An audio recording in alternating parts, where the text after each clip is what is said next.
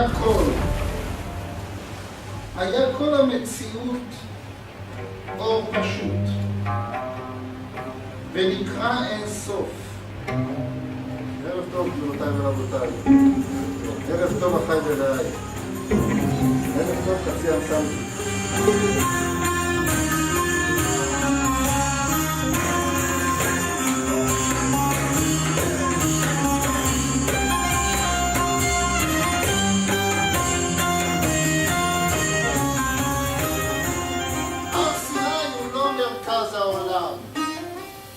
אבל הר סיני הוא מרכז התרבות האנושית.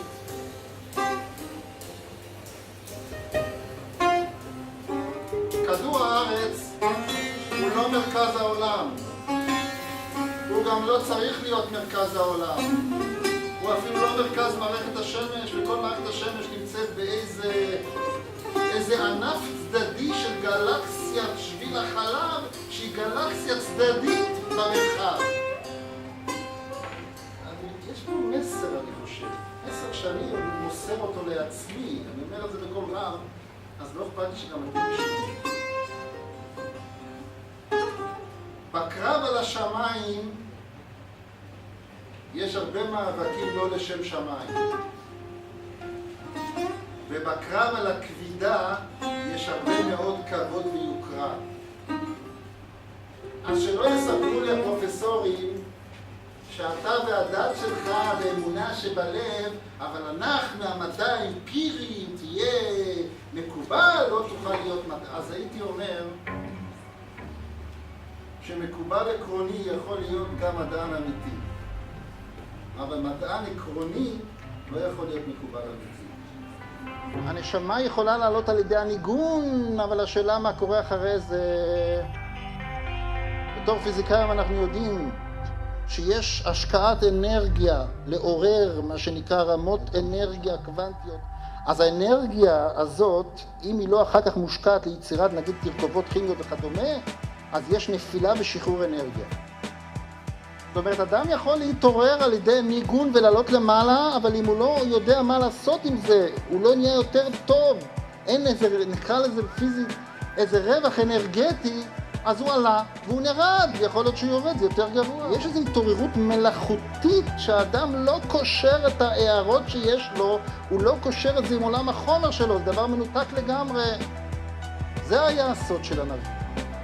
הנביא על ידי הניגון היה עולה, אבל אחרי שהוא עלה הוא היה נדבק בהערה העליונה, ואז היה עולה במדרגות. המהר"ל מגדיר שלכן זה נקרא עלמא דשיקרא. זה עולם נפוח, זה עולם מנופח, זה עולם של אשליה, נטו חומר כמעט ואין. יש ניסוי תיאורטי מחשבתי של ג'ורג' גמוב, שאם ידחסו את כל הגורדי שחקים בעולם, הכל נכנס על כפית. כפית. כל גורדי השחקים בעולם נכנסים על כפית. כי בין כל חלקי החומר, אוויר.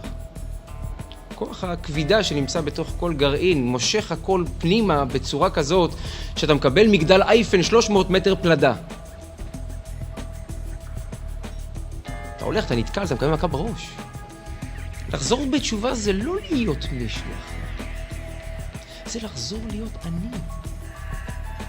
זה לחשוף את ה"ויפח באפיו נשמת חיים". זה לחזור ולחשוף את האני הפנימי שהקדוש ברוך הוא נפח בתוכי.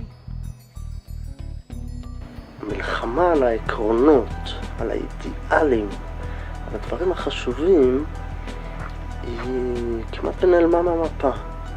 אתה רואה, זה זורק סיסמאות, אבל שילחו ציבור שלם, אחרי זה רעיון, אחרי זה אמונה, זה כמעט ואיננו. זה קשה מאוד לעשות את זה.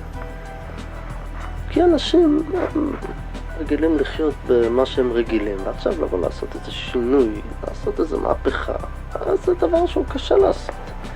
צריך כוח גדול לסחוף את זה. ובאופן כזה שיש כל כך הרבה בלמים וכל אחד יש לו משקל שכולם יסכימו וילכו ביחד, זה כמעט בלתי אפשרי. אז העניין הזה של העקרונות, שימו לב, בעולם הוא מאוד נחלש.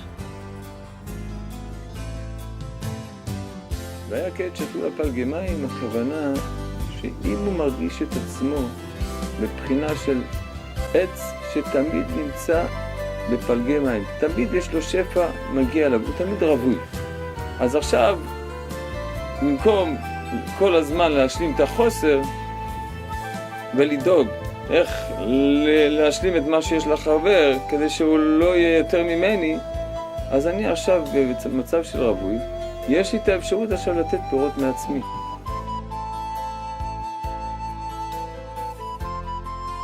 היצר הרע ופרעה יודעים משוואה פשוטה, שהיהודי חושב הוא בדרך כלל מגיע לבורא עולם.